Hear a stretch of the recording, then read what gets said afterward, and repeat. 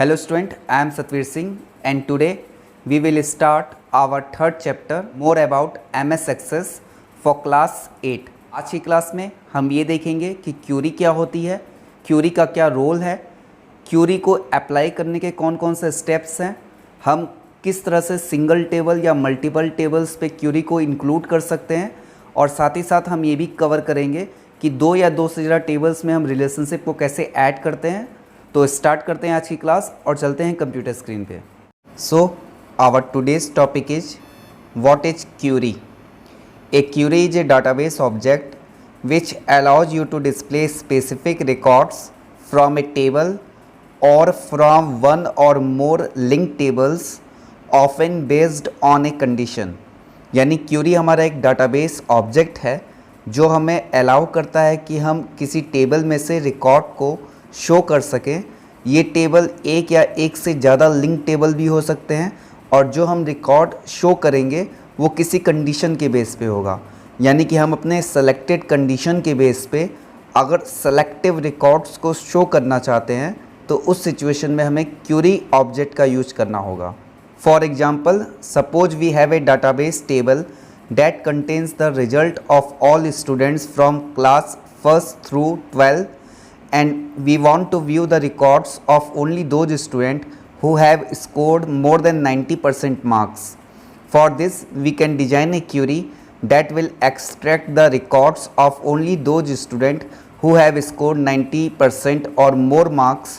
The extracted records will be stored in a separate table known as a query table. Means अगर हमारे सामने एक condition है कि हमारे पास स्टूडेंट के रिकॉर्ड्स हैं क्लास 1 से लेके क्लास 12 तक और अगर हम उसमें ये देखना चाहते हैं कि ऐसे कौन कौन से स्टूडेंट हैं जो 90% से ज़्यादा स्कोर किए हैं किसी पर्टिकुलर सब्जेक्ट में, तो उस सिचुएशन के लिए हमें एक क्यूरी को डिज़ाइन करना होगा जो उन रिकॉर्ड्स को एक्सट्रैक्ट करेगा और ऐसे नेम को शो करेगा जो 90% से ज़्यादा स्कोर किए हैं। उस सिचुएशन में जो एक्सट्रैक्टेड रिकॉर्ड होंगे वो एक सेपरेट टेबल में स्टोर होंगे और इस टेबल को हम बोलेंगे क्यूरी टेबल। तो हम यहाँ देख सकते हैं ये एक टेबल है जिसमें स्टूडेंट के रिकॉर्ड हैं और यहाँ पे हमारा क्यूरी क्राइटेरिया है और इस क्यूरी क्राइटेरिया में हमने कंडीशन दी कि हमें ऐसे स्टूडेंट के रिकॉर्ड को उठाने हैं जिन्होंने मैथमेटिक्स सब्जेक्ट में 90% से ज़्यादा स्कोर किया है। तो जब हम क्यूरी को अप्लाई करेंगे तो जो रिकॉर्ड एक्सट्रैक्ट होंगे उन सेलेक्टिव रिकॉर्ड को हम बोलेंगे क्यूरी टेबल। ये रहा, तो ये हमारा क्यूरी टेबल है क्योंकि ये एक सेपरेट टेबल में स्टोर होता है और ये कंडीशन के बेस पे होता है, इसलिए हम इसको बोलते हैं query table. Next heading, creating a query. MS Access provide 4 type of queries: select query, update query, cross tab query and append query. Here we will learn to create a simplest type of query using simple query wizard। यानी कि यहाँ पे MS Access में query object को हम 4 तरीके से यूज कर सकते हैं: select query, update query, cross tab query और अपेंड क्यूरी। इसमें से जो सिंपलेस्ट फॉर्म है यानी सेलेक्ट क्यूरी उसको हम यूज करके देखेंगे और ये हमें इम्प्लीमेंट करना होगा सिंपल क्यूरी विजार्ड के थ्रू। Creating a query on a single table. The query wizard allow us to create a query object based on a single table और multiple tables through simple steps. Here we will learn to create a query that display only the names of the student and their addresses from the student table. The steps are as follows। यानी कि Curie wizard हमें ये facility देता है कि हम एक या एक से ज़्यादा टेबल्स के ऊपर अपनी कंडीशन को अप्लाई कर सकें। यहाँ पे हमने एक कंडीशन ली है और उसको स्टेप वाइज देखेंगे कि किस तरह से हमें यूज करना है। कंडीशन ये है कि हम जो है एक स्टूडेंट रिकॉर्ड में से, हमारा एक टेबल है जिसमें स्टूडेंट के बहुत सारे रिकॉर्ड हैं, हमें उन रिकॉर्ड में से केवल 2 कॉलम लेने हैं, स्टूडेंट का नेम और उनका एड्रेस। तो स्टेप्स देख लेते हैं कि कौन कौन से ये स्टेप्स हैं। Open the required database and click on the create tab. In the query group click on the query wizard button. The new query dialog window will open. सबसे पहले हमें अपने डाटाबेस को ओपन करना होगा, फिर क्रिएट टैब पे जाएंगे, क्रिएट टैब पे जाकर क्यूरी ग्रुप पे जाएंगे, वहाँ पे क्यूरी विजार्ड बटन शो करेगा, उस पर क्लिक करेंगे। जैसे ही वहाँ पे क्लिक करेंगे the new query dialog window है जो है वो ओपन हो जाएगा। Then second point, select the simple query wizard option and click on the okay button.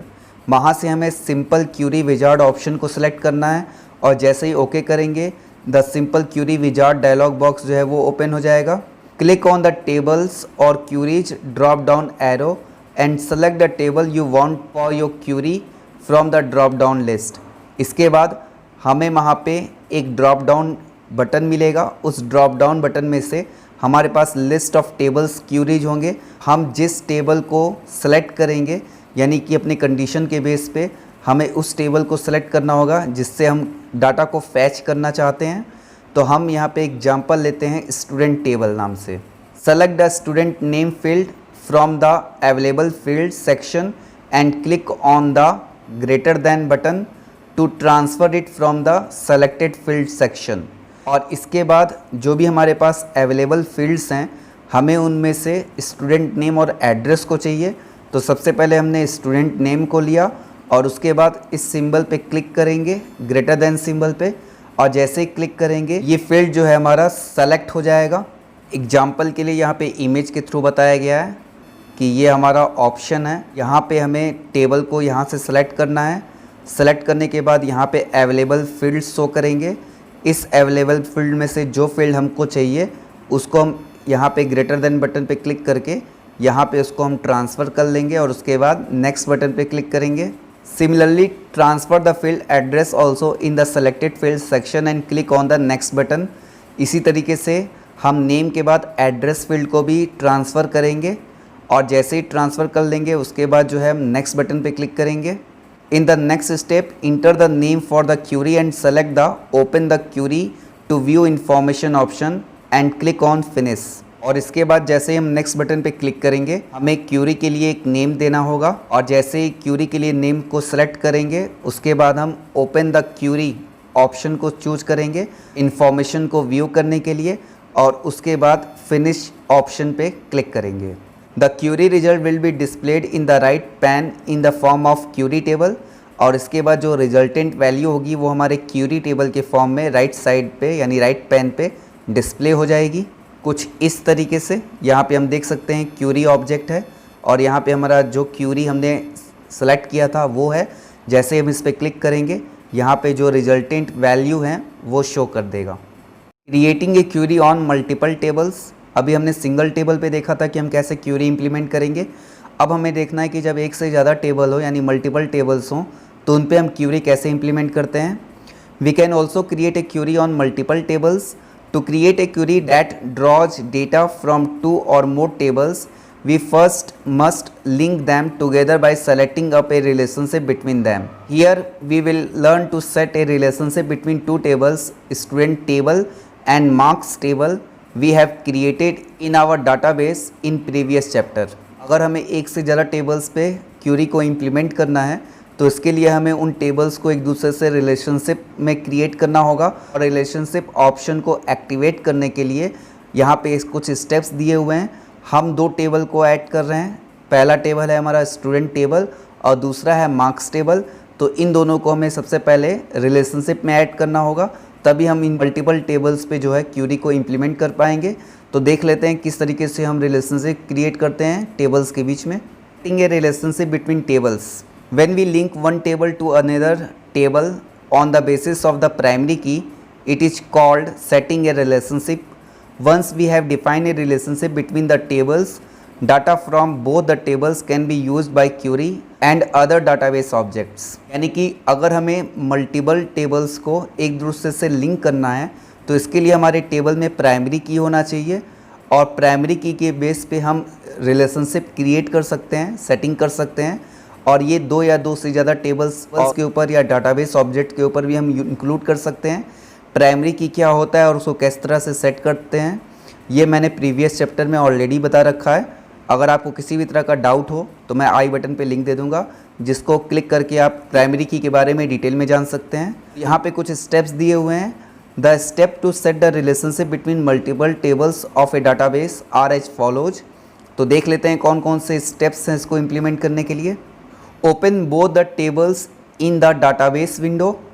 सबसे पहले हमें दोनों टेबल को ओपन करना होगा जिनको लिंक करना है। Click on the database tool tab in the relationship group पे जाएंगे, डाटाबेस टूल टैब पे क्लिक करेंगे।